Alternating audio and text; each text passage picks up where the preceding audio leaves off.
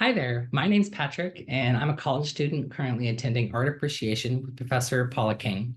Now, one of my favorite ways of learning in the modern world with digital textbooks is the read aloud feature. And I was sharing that with Professor King, and she asked me to record a demo so she can share it with other people and other students that find it interesting and useful for their educational experience. So with that, I give her permission to share this recording, and let me get into the demo.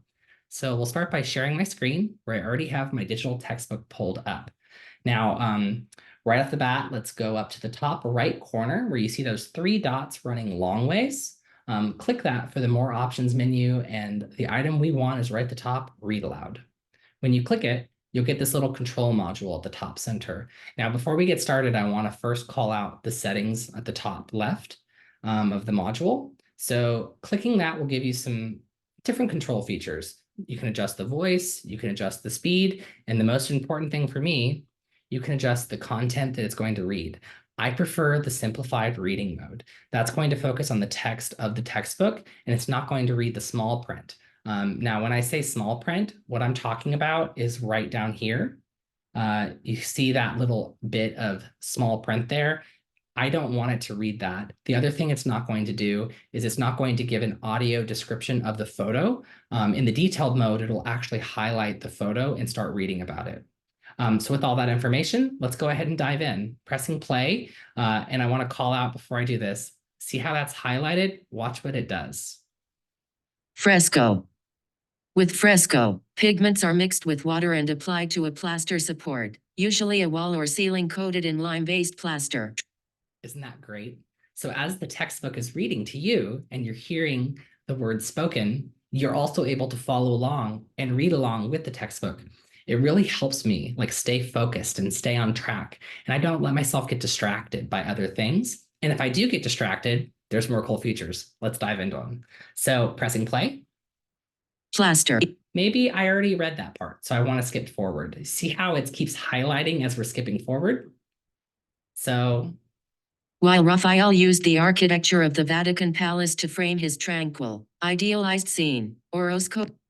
Now, imagine you've listened to this entire page, you've gotten to this final paragraph of this page that you're seeing on the screen, and you realize, gosh, I actually did get distracted. My dog came in, I threw the ball. He was so cute, I took a picture. I missed an entire paragraph. That's where that skip feature comes in handy. Let's go back. You see how now it's highlighted on that previous paragraph? Now I can continue. Some of the most celebrated frescoes of the 20th century were created in Mexico, where the revolutionary government that came into power in 1921 after. And now another cool thing with this textbook is maybe you want to see the cross comparison of an art piece or something else if it's a different subject that was just spoken about in comparison to the art piece they're just about to talk about, which you see below this paragraph. So what's really great is you can press play and you can actually move around the page that's visible even while the computer is reading to you. Let me show you. After a decade of Civil War commissioned artists to create murals about Mexico itself, the glories of its ancient civilizations, its political struggles, its people, and its hopes for the future. Two of the most famous muralists were Diego Rivera, c. 2.5. So see how right now it's talking about a previous art piece, but right down here you see 7.3. When it gets down there to talk about this art piece, you can kind of compare because you're reading and you're able to move around. So it's describing, you can listen to it describe the piece while you're looking at it. Now, let's say we just want to skip forward to that. Let me show you another cool trick. So you can highlight where you'd like it to start talking and to get to. That pops up this little menu right here. So you can say, read aloud from here. Transforms the chapel's dome into a fiery vision. A dramatically foreshortened figure rises into flames at the top of the dome, while abstracted figures in grays, blues, and blacks circle the base. And it'll just keep going from here. But that allows you to get right to that description that you're wanting to look at this art piece. And then if you want to scroll up, you can kind of look at the other art piece and you can kind of compare how the two different styles are working. So useful, so great. I love it. Now, one more thing I want to share with you is actually not with the desktop website, but with their mobile app. So that mobile app is called Read anywhere. And that's right here. Let me show you. Read, oops, read anywhere. So you click that and it opens up the mobile version of the textbook. Now, this works a little bit differently than the website. That's why I want to show you. So diving in here, you see the little three dots? They run up and down this time. So we're going to click that. And on here, it's called audio playback instead. I'm clicking this.